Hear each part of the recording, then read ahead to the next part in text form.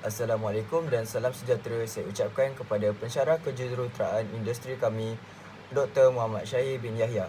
Kami dari kumpulan 1, Seksyen 5 dalam video ini akan membuat pembentangan berkenaan tugasan dengan tajuk yang dipilih, kerusi boleh laras atau adjustable chair. Kumpulan kami terdiri daripada Ahmad Alif Ashraf bin Azwan, Ahmad Akil bin Rosli, Amir Azim bin Azmi dan saya Akram Syafa Aznil bin Azrin dan juga Chan Jun Wei. Pembentangan ini terbahagi kepada beberapa bahagian, dimula dengan pengenalan, latar belakang kajian, kaedah kajian, keputusan dan perbincangan dan akhir sekali kesimpulan. Nama saya Ahmad Alif Ashraf bin Azwan, nombor matriks AA200202. Saya akan membentangkan tentang pengenalan. Penggunaan kerusi sudah menjadi keperluan dalam kehidupan harian. Oleh itu, kedudukan postur tubuh badan semasa menggunakan kerusi amatlah penting untuk mengelakkan dari berlakunya gangguan muskuloskeletal. Gangguan muskuloskeletal adalah keadaan di mananya berlaku gangguan terhadap fungsi pada ligamen, otot, saraf, tendon dan tulang belakang. Ketidaksesuaian perabot dengan ukuran antropometrik akan mengakibatkan postural duduk yang salah serta tidak menyihatkan. Oleh itu, reka bentuk kerusi hendaklah sejajar dengan antropometrik untuk mengelakkan berlakunya gangguan muskuloskeletal. Seterusnya, saya akan membentangkan tentang latar belakang kajian. Setiap kerusi mempunyai reka bentuk tersendiri dan sudah semestinya setiap reka bentuk mempunyai kelebihan dan kekurangan. Reka bentuk sebuah kerusi amat penting untuk mengelakkan dari berlakunya ketidakselesaan ergonomik. Kekurangan yang terdapat pada beberapa jenis reka bentuk kerusi ialah kelebaran tempat duduk yang kecil dan bahan tempat duduk yang keras. Antara ciri-ciri ergonomik yang bagus untuk kerusi ialah kerusi mempunyai kelebaran tempat duduk yang sesuai dengan saiz tubuh badan, bahan tempat duduk dan sandar dibuat daripada bahan yang lembut. Dan seterusnya, antara isu kesihatan yang sering terjadi ialah ketegangan belakang badan, perubahan postur badan dan juga sakit urat. Sekarang saya akan menyambung pembentangan ini. Berkaitan dengan kaedah kajian, kami menggunakan Google Forms sebagai platform untuk menghebahkan soalan-soalan yang berkaitan dengan keselesaan penggunaan kerusi yang disediakan oleh pihak Kolej Kediaman Paguh kepada para pelajar di setiap bilik.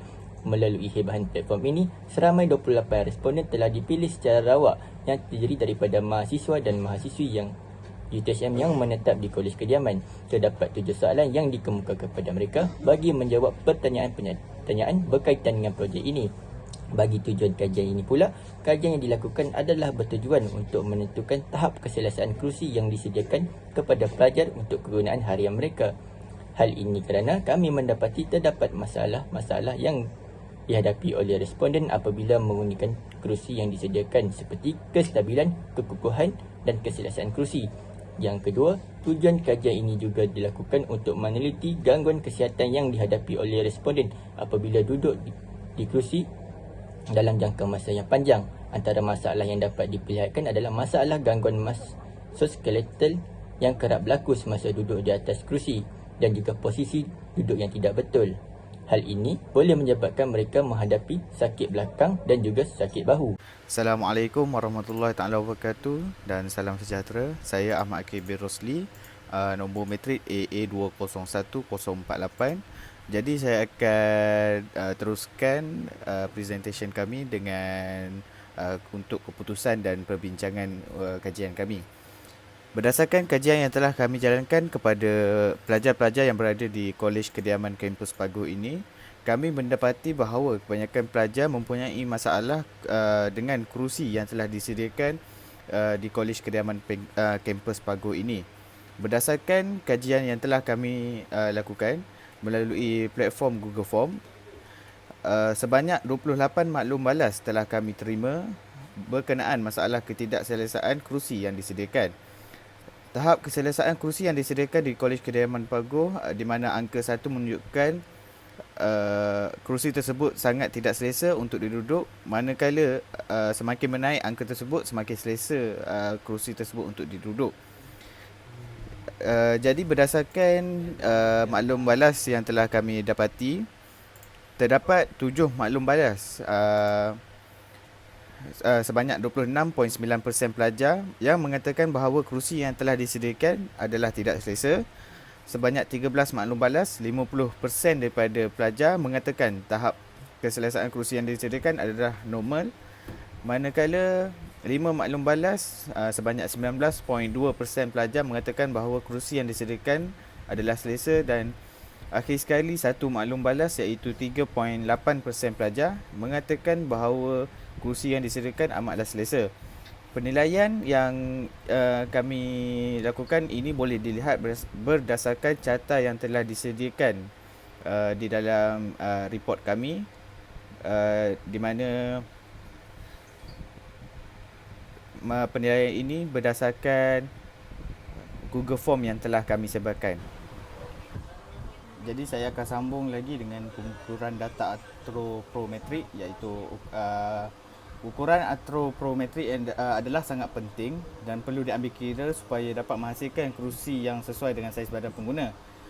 Rajah dan jadual berikut telah menunjukkan garis panduan BIFMA ataupun Business and Institutional Furniture Manufacturers Associations untuk menghasilkan kerusi yang lebih ergonomik berbanding dengan data antropometrik penduduk Malaysia yang dikumpulkan oleh Dr. Muhammad.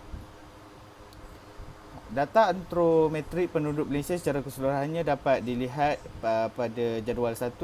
Semua dimensionnya adalah dalam unit milimeter. Terdapat 9 klasifikasi yang kami dapati, iaitu daripada ketinggian kedudukan, kedalaman duduk, kelebaran tempat duduk, ketinggian sandar, kelebaran sandar, sokongan lambar, ketinggian tempat letak tangan, kepanjangan tempat letak tangan, dan akhir sekali jarak antara dua tempat letak tangan. Jadi bahagian ukuran bagi ketinggian duduk ialah daripada segi tinggi popliteal, iaitu berdasarkan garis panduan BIFMA, iaitu daripada 381 mm hingga 505 mm, di mana persentai yang kelima adalah 354.38 mm. Min dia adalah 424.80 mm, persentai ke-95 adalah 495.21 mm dan ST-nya adalah 42.68. Jadi data ini boleh dilihat berdasarkan jadual yang telah kami sediakan. Salam sejahtera, nama saya Chan Jun Wei. Sekarang saya akan menerangkan tentang cadangan reka bentuk untuk kerusi boleh laras kami. Pertama sekali, kami telah menetapkan ketinggian duduk adalah boleh laras daripada 400 mm ke 500 mm supaya dapat disesuaikan dengan ketinggian yang berbeza. Seterusnya, kami juga menetapkan ketinggian tempat letak tangan adalah boleh laras daripada 175 mm ke 270 mm mengikut keselesaan pengguna. Untuk kelebaran tempat duduk dan kedalaman duduk, kami telah menetapkan kepada 500 mm dan 420 mm masing-masing supaya pelvik pengguna dapat disokong dengan stabil semasa duduk. Untuk sokongan lumbar, kami telah menetapkan adalah 200 mm daripada tempat duduk supaya dapat mengekalkan lengkungan S ke atas tulang belakang pengguna dan memastikan postur duduk pengguna yang neutral. Untuk ketinggian sandar, kami telah menetapkan kepada 840 mm dan untuk kelebaran sandar adalah 440 mm supaya ia dapat meliputi badan dan menyokong bahagian kepala dan mengurangkan kesakitan otot leher semasa bersandar dalam masa yang panjang. Untuk kepanjangan tempat letak tangan, kami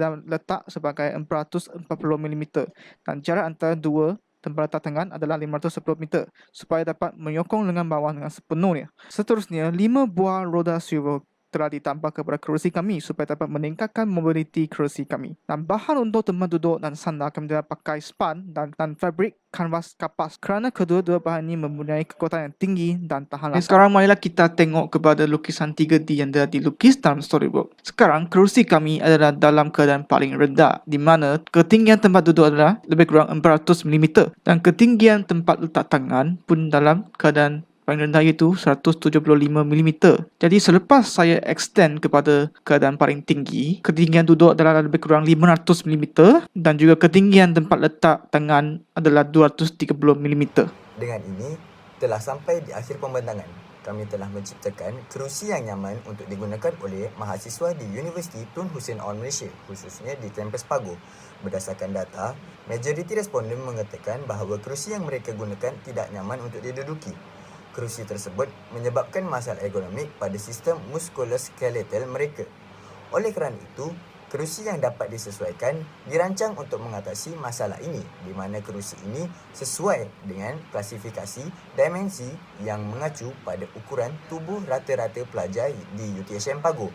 Berdasarkan penelitian ini, data antrometrik membantu menyelesaikan permasalahan mahasiswa di UTHM Cawangan Pago mengenai masalah ketidaknyamanan dalam menggunakan kerusi dengan menggunakan kerusi boleh laras.